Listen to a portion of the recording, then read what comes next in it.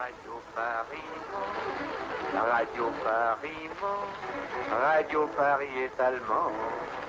Radio Paris, Radio Paris, Radio Paris est allemand. Alors, première question. Pourquoi est-ce que les gouvernements choisissent d'emprunter de l'argent aux banques privées avec intérêt quand ils pourraient créer tout l'argent qu'il leur faut sans intérêt? Deuxième question. Pourquoi créer de l'argent à partir du processus de dette? Pourquoi pas créer de l'argent qui circule en permanence et qui ne doit pas sans cesse être réemprunté pour exister? Troisième question. Comment un système monétaire fondé sur l'accélération perpétuelle de la croissance peut-il servir à construire une économie durable? N'est-il pas évident qu'une croissance en accélération perpétuelle est incompatible avec la durabilité? Et finalement, pourquoi notre système actuel dépend-il entièrement d'une croissance perpétuelle? Que faut-il changer pour créer une économie durable?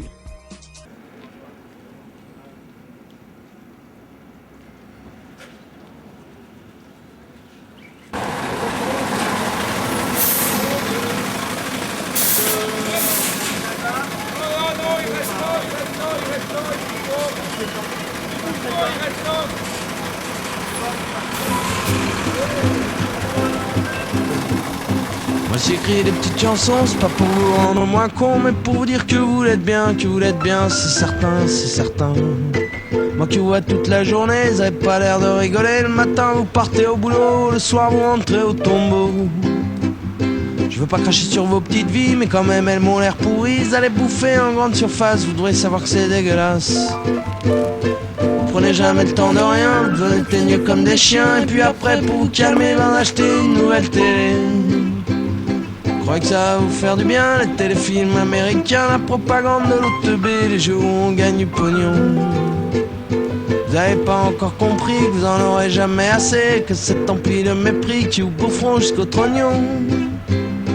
Moi j'ai écrit des petites chansons, c'est pas pour vous rendre moins con, mais pour vous dire que vous l'êtes bien, c'est certain, c'est certain.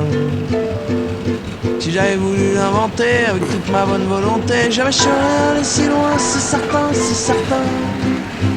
Faut pas tous dans le même panier, vous pourriez pas tous y rentrer, puis moi ça me filerait le bourdon de voir une telle concentration, constellation, conspiration, constellation.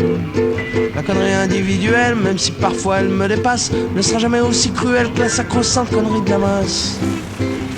Celle qui nous fait faire la guerre, qui nous fait voter pour des cons, qui dans un land d'instinct grégaire nous fait respecter notre patron. Faut dire quand même cet enfoiré sur nous qui fait son pognon, il nous la met toute la journée, il faudrait qu'on reste mignon. Et je vous parle pas des banquiers qui ont dévalisé le monde entier sans que personne lève le petit doigt. Moi j'ai pas droit au chic en bois, et toi t'y as droit, non t'y as pas droit, toi t'es comme moi. Mais que faudra-t-il qu'ils nous fassent pour qu'au final on réagisse? Si les familles nous laissent de glace, si Serge Dassault protège nos vices. Moi j'ai écrit des petites chansons, c'est pas pour vous rendre moins con, mais pour vous dire qu'il y a des gens bien, c'est certain, c'est certain, c'est certain. Ils sont 200 fois plus nombreux que la bande d'imbéciles heureux qui nous emmènent tous au carton avec trompettes et éclairants. Le problème c'est qu'on se parle pas, coincés dans le chacun pour soi, persuadés qu'on est les seuls à voir qu'on va se manger la gueule. Alors je lance ça sans trop y croire parce que je vis de musique et d'espoir, mais là vraiment il serait grand temps que le bon peuple montre les dents. Et qu'on explique qu'une fois pour toutes à ces salauds qui surfent nos doutes qu'on va les jeter en prison. Ça va être bon, ça va être bon, ça va être bon. Pareil qu'il y a déjà peut-être passe quoi. Puis quand on est là réunis, on n'a qu'à décider d'un jour. Moi je proposerai le lundi pour enfermer tous ces vautours. Je sais pas où ça nous mènera, mais ça pourra pas être pire que de laisser à ces scélérats le soin de bousiller notre avenir. Moi j'ai écrit des petites chansons, c'est que je sais pas comment vous dire qu'une petite révolution nous redonnera tous le sourire.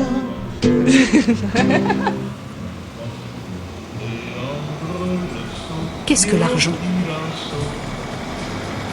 La théorie de l'argent n'a jamais inspiré de film à grand succès, et ça n'a rien d'étonnant.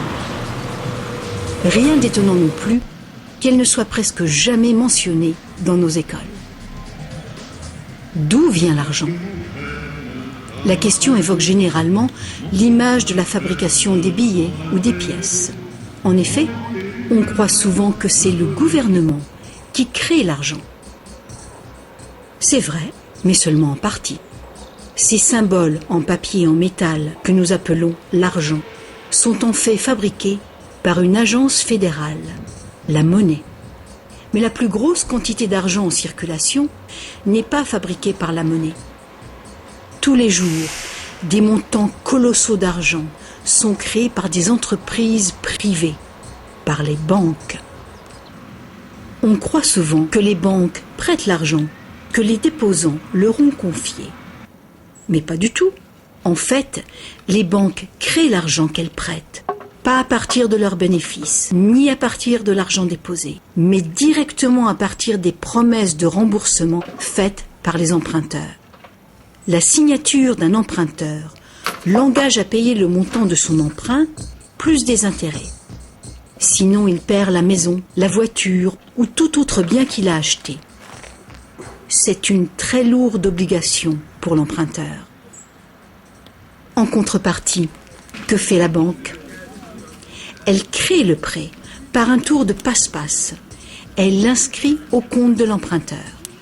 Ça vous semble un peu exagéré? Impossible, direz-vous? Voyons un peu comment ce miracle bancaire se produit.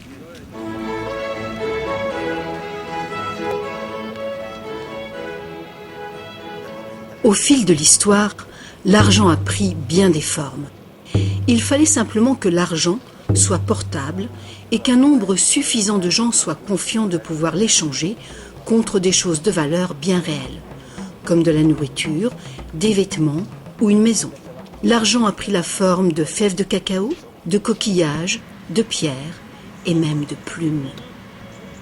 L'or et l'argent étaient des métaux attrayants, faciles à travailler. Certaines cultures sont devenues expertes dans ce travail. En frappant des pièces de monnaie, unité standard dont le poids et la pureté étaient certifiés, les orfèvres ont facilité le commerce. Bien vite, pour protéger tout son or, l'orfèvre a eu besoin d'une chambre forte. Les villageois sont venus frapper à sa porte. Ils voulaient louer un peu de place dans cette chambre forte pour garder leur or et leurs objets de valeur bien en sécurité. L'orfèvre a fini par louer tout son espace dans sa chambre forte. La location lui a rapporté un petit bénéfice. Les années sont passées et notre orfèvre a constaté une chose fort importante. Les déposants venaient rarement chercher leurs pièces d'or et ils ne venaient jamais tous en même temps. Il faut dire que les reçus faits par l'orfèvre étaient utilisés sur le marché comme s'ils étaient véritablement l'or qu'ils représentaient. Cet argent papier était plus pratique que les lourdes pièces et les montants pouvaient tout simplement être écrits au lieu d'être comptés laborieusement. Entre-temps, l'orfèvre a commencé une autre affaire. Il s'est mis à prêter son or en demandant des intérêts. Comme les reçus devenaient de plus en plus acceptés à titre de paiement, les emprunteurs ont demandé leur emprunt sous cette forme. Et comme l'industrie prenait de l'expansion, de plus en plus de gens ont demandé des prêts à l'orfèvre. Alors, l'orfèvre a eu une idée plus géniale encore. Il savait que ces déposants venaient rarement chercher leurs pièces d'or. Il a donc pensé qu'il pouvait faire des prêts couverts par l'or de ces déposants. Aussi longtemps que les emprunts seraient remboursés, les déposants n'en sauraient rien. Et l'orfèvre, maintenant plus banquier qu'artisan, ferait de gros bénéfices.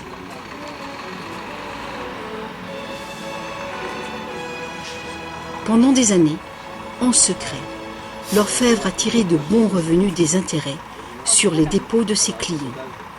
Maintenant gros prêteur, il devenait sans cesse plus riche et il commençait à étaler ses richesses. Les gens l'ont alors soupçonné de dépenser l'argent de ses déposants. Ensemble, ils l'ont menacé de retirer tout leur or si l'orfèvre ne s'expliquait pas sur sa richesse si soudaine.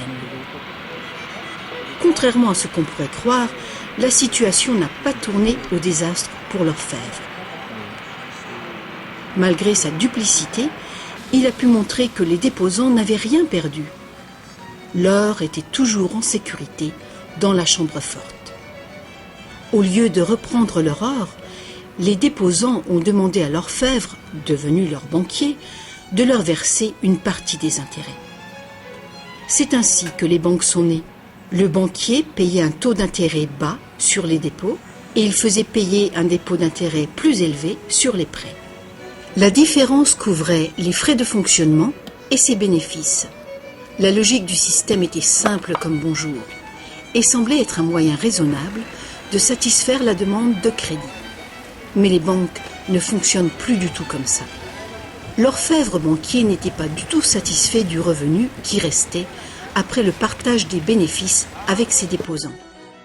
La demande de crédit augmentait rapidement, mais ses prêts restaient limités par le montant d'or dans la chambre forte. Alors, une idée plus géniale encore lui est venue à l'esprit.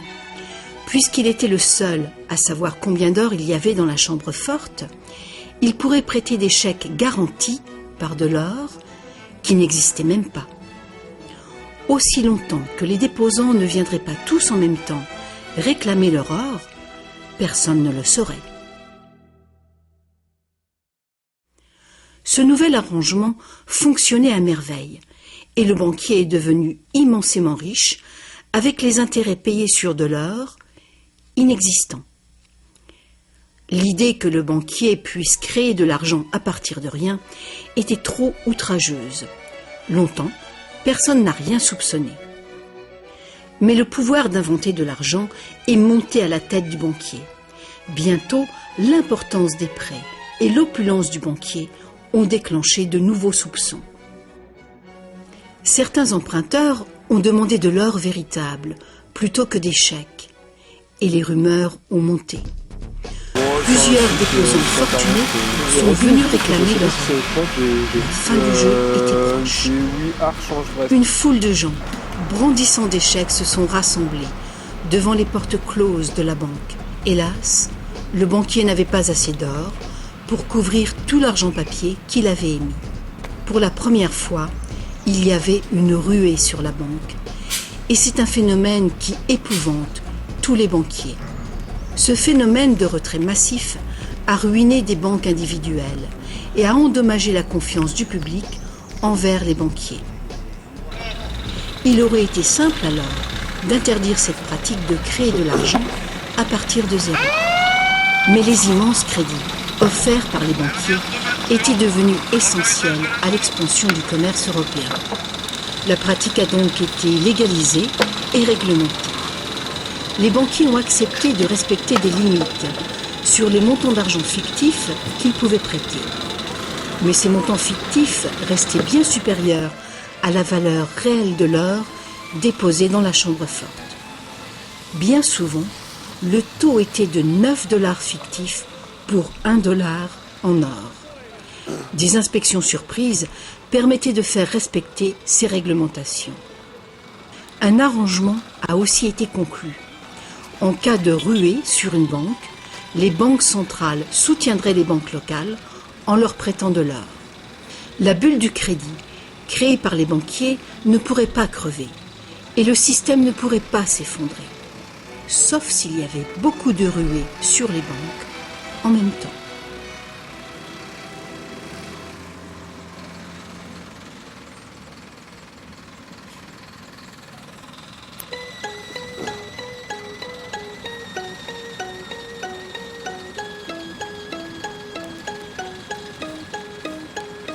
Regarde ma terre en pleurs, mais les choses ici prennent une telle ampleur. Les fils partent avant les pères, y a trop de mères en sueur. Quand les fusils de la bêtise chantent le même air en cœur, le mangeur d'âme à chaque repas s'abreuve de nos rancœurs. Je l'entends toutes les nuits, l'as des fantômes qui la hantent, l'as de leurs complaintes tellement que des fois elle en tremble. Par le sang de la haine constamment ensemencé ou pas cadencé. Quand ce dernier chasse le vent hors des plaines, rien n'a changé depuis où je vis. Juif, catholique, musulman, noir ou blanc, fermé fermez vos gueules, vous faites bien trop de bruit. Comme ces orages dans l'eau se mêlent à nos larmes et leurs chocs. Sur le sol aride dans l'uranium à voler l'âme. Je veux pas d'une ville au cimetière plus grand que la surface habitable. Même s'il paraît que de l'autre côté tout est plus calme, plus stable. Je veux pas qu'après le jour J les survivants survivent sous néant, trop proche du néant.